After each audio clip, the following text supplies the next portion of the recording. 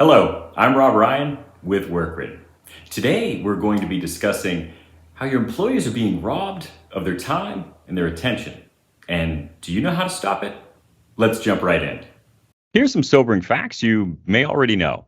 On average, you will spend a third of your life sleeping, a third of your life doing the things you enjoy, and the remaining third, of course, working. And if we look at the modern Western lifestyle, it's one where we're constantly bombarded with distractions, waste, change, and attention black holes, with that constant need to be tuned in. And I'm not here just to give you an existential crisis, but to shed a light on a problem we all face and how to best assess and navigate through the challenges of a digital lifestyle. Today, we'll cover three malignant problems that's impacting our work-life balance, our mental well-being, and discuss where we can make an impact and see some success in action. You see, your employees are facing a three-pronged assault on their time and attention, both at work and at home. Whether it's app sprawl, information overload, or digital noise pollution, employees are facing an oppressive need to constantly be tuned in. This incessant drain on their finite mental and emotional resources from digital friction and distractions is amplified given we're operating in an ever-changing landscape of hybrid work, policy changes, political turmoil, etc. And this creates an unseen threat really to any organization. It's likened to a wellness pressure cooker that threatens the long-term success of your business and your most valuable resource, your employees. Let's start with the first challenge, digital friction. You certainly know it when you see it and experience it firsthand. Digital friction is something we all chafe against each and every day, but perhaps you haven't necessarily associated a name to it as of yet. Gartner defines digital friction as the unnecessary effort an employee has to exert, use data, or technology for work that gets in the way of focusing on the right tasks and making the right decisions. Consider these statistics. Did you know that 68% of workers will toggle between apps up to 10 times an hour? 31% of workers said that toggling actually causes them to lose their train of thought. And some studies have begun to suggest that it takes a full 23 minutes to recover your focus after distraction. Most workers are going to waste approximately 50% of their day waiting, context switching, app hopping, searching, and reviewing the wrong information. So if you really want to have an existential concern, you can think of that as being 16% of your life. And wasn't technology supposed to improve our day? Yet today, the working hours are spent on a hamster wheel of misused time. And why? Simply because the flow of the day is gummed up with waste. It's robbing employees of their time, their attention, their productivity, and certainly a positive employee experience. Now, digital friction is all around us, and we see it falling into three main areas. First, application overload, app sprawl, information overload, and digital noise pollution. Let's start with the first, app overload. This is really the where. This is an issue that has accelerated during the pandemic with really no sign of stopping. It's been a run-on of procuring technology to meet the needs of a hybrid and remote workforce. And this run on redundant, unrationalized tech lands within the existing tech landscape with little or no guidance on what to use when. Since apps are not wholly built with the end user in mind, they oftentimes are not integrated well with the other apps that currently exist within the landscape. This can begin to create potentially thousands of siloed islands of similar feature functionality. And this ends up systemically creating confusion to that of the employees, the end users, especially when it's not governed with a holistic lens. Now, What creates the added friction and confusion is not just the where to go, but what to look at. And that's having too much information and action at your fingertips. So by peppering in those numerous redundant third-party apps into the org's tech stack, you begin to increase those silos of data with the redundant activities that can be reformed, as well as the information and data of where things can be stored and acted upon. Thus, the information richness, the activity speed, seamless collaboration, all becomes eroded and diluted. We increase the time it takes for a user to discover, evaluate, and potentially collaborate on the right information, actions, and conversation. Now, as for digital noise pollution, this is that exponential echo effect of all the signals, pings, chimes, toasts vying for our attention, attempting to bring us back into a system to take notice, take action, whether it's truly important to us or not, and thus distracting you from that deep, meaningful work. The second problem employers are facing lives a bit closer to home. And nowadays, when we have that chance to clock out, many knowledge workers are still tied to their work devices, certainly given the rise of BYOD. Those work pings, chimes, alerts, coupled with social distractions, have led to a wellness catastrophe. Think of emails from a boss, colleague, or ad mentions coming at you around the clock. If you keep those alerts for these types of events on, you're effectively mentally always in the office. Under the best of circumstances, you'll find yourself in your downtime interrupted by distracting pings, and at worst, it's going to pull you back into and engaging on your job and items that could certainly have waited until tomorrow or the weekend. And as well, we all know we live in the age of the attention economy. If you're disconnected from your device, you're monetarily worth nothing to the device manufacturers, app owners, and content creators. This always on, anywhere, anytime, any place mode of being means that employees are operating in a constant state of alertness and anxiety, the perpetual scanning and skimming, waiting for a disruption, but never giving our full attention to really anything. So it's changed the baseline of attention spans by and large. And your attention hasn't necessarily collapsed, but really it's been stolen. The average college student now focuses on any one task for just 65 seconds. In August 2018, research from UK's telecoms regulator, Ofcom, reported that people check their smartphone on average every 12 minutes during their waking hours, with 71% never turning their phone off, and 40% saying that they check them within 5 minutes of waking. So it's no wonder excessive mobile and social media use has ended up being linked to higher rates of depression and anxiety. And what happens at home certainly impacts what happens in the workplace. Aside from the home distractions and our stolen focus, employees are operating in a medium that's much more chaotic, evidenced by any front page news medium. The pandemic, world events, politics, new policy changes, hybrid work scheduling. Are we back in the office? Are we out of the office? Inflation, etc. With the struggle to find balance and find peace at home and at work, it's begun to foster a more disordered and muddy conceptualization of normal, many escaping to technology as a haven in this vicious cycle. Yet this issue of ever-rising chaos and our relationship with technology has been a problem that has been discussed long before many of us were even born. I'm going to paraphrase the introduction of Neil Postman's work, Amusing Ourselves to Death, where he positioned on Orwell's dystopian novel, 1984, which I believe captures our current state in relation to digital interactions and our stolen time and attention.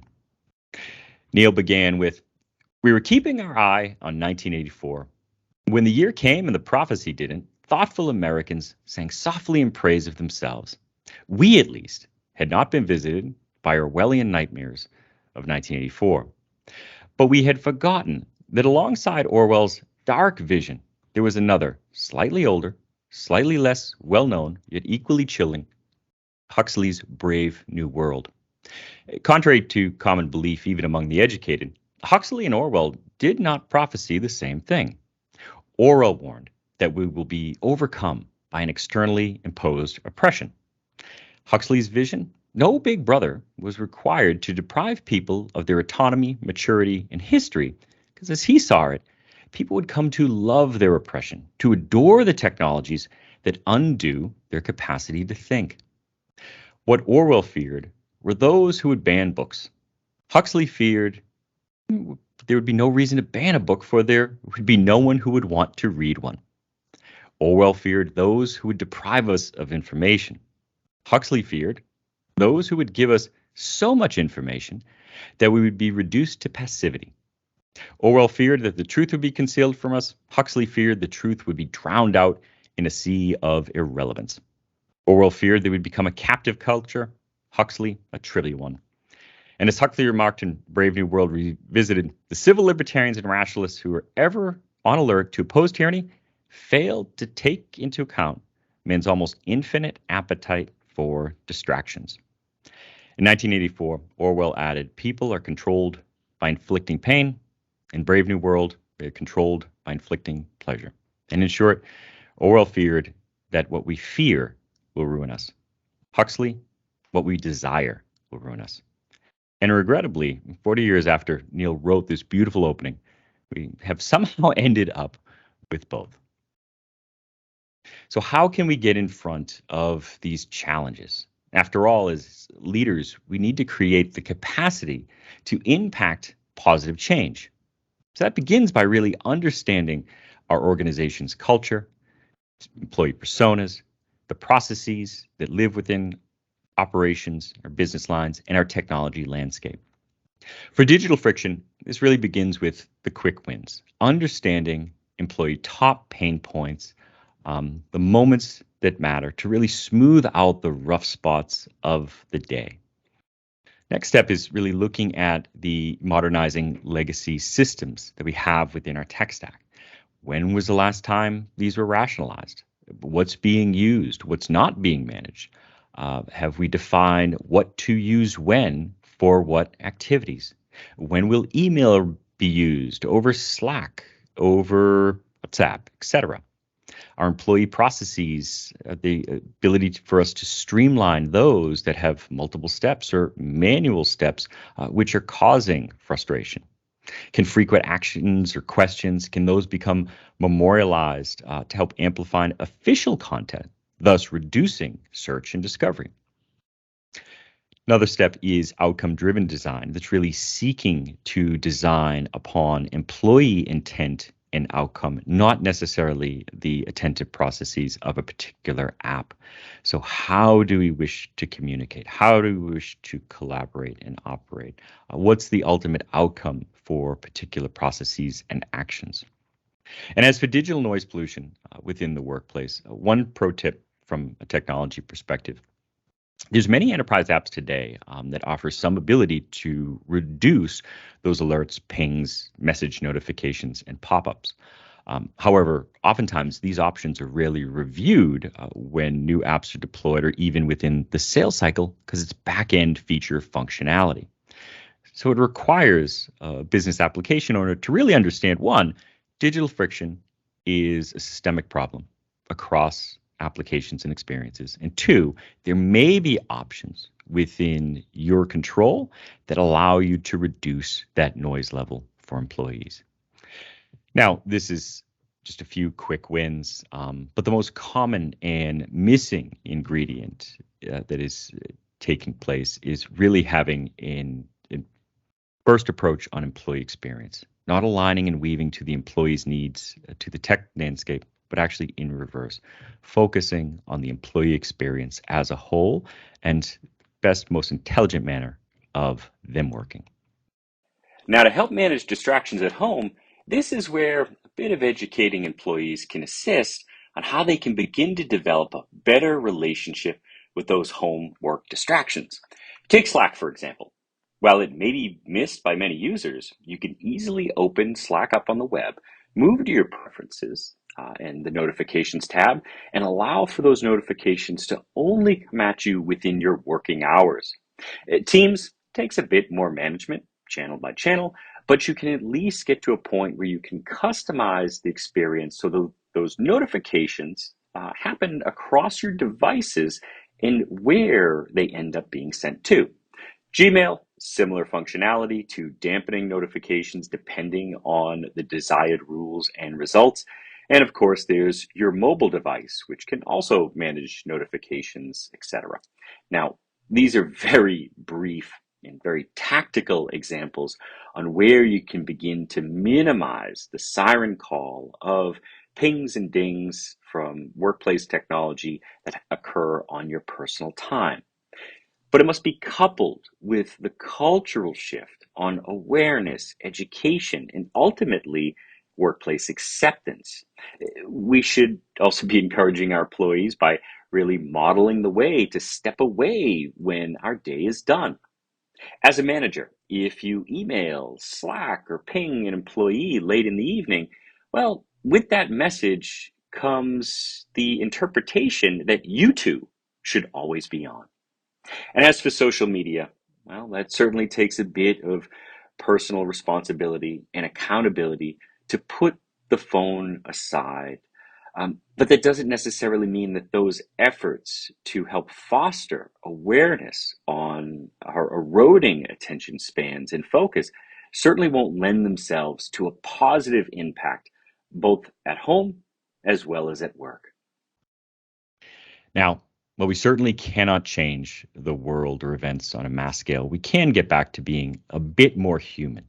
And that means addressing that as we react to the world around us, as we communicate and set policies, we do that in a human tone and human fashion. And so as work styles shift, obligations change, perhaps strategic and operational directions move, we're able to attune those to our corporate culture in a manner that's not legacy or draconian. We are performing these from a perspective of our individual employees, populations, and certainly not whims and egos. And that's certainly where we come in. At Workgrid, we believe there's a better way of working. One which starts with the employee. We help organizations unify and simplify your entire tech landscape. Our digital assistant helps in distilling down all the pings, dings, nudges, the to-knows, the to-dos, and has the ability to surface key critical data to help to ultimately reduce that digital friction and guide attentions of employees to the most pertinent and relevant information personalized directly to them. And that can be on your desktop, within a mobile device, headless, multi-channeled, so we're working wherever you're working. Let's take one of our customers, for example. Fortune 200 CPG is plagued by digital friction and looking for a better way. Their first step was to understand the persona, that is the field rep. The studies were conducted to gain a sense of the day in the life, the systems, processes, and interactions with customers. And what they found was the employee starts their day in the office, and then they'd get to their workstation, get ready for their meetings that required them to access multiple systems, login screens. They were wading through far too many information and records to really get active within their day. They would need to manually research any business condition changes, product SKU, pricing changes that could impact their customer and their accounts. And this context switching and this number of archaic processes that were in place decreased productivity by and large.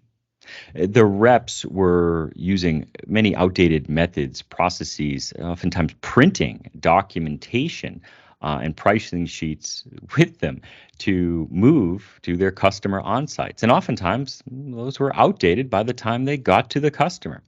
So this caused various means of miscommunication, interruptions, and inefficiencies that certainly lowered customer satisfaction, with an unknown loss to potential revenue or quota attainment.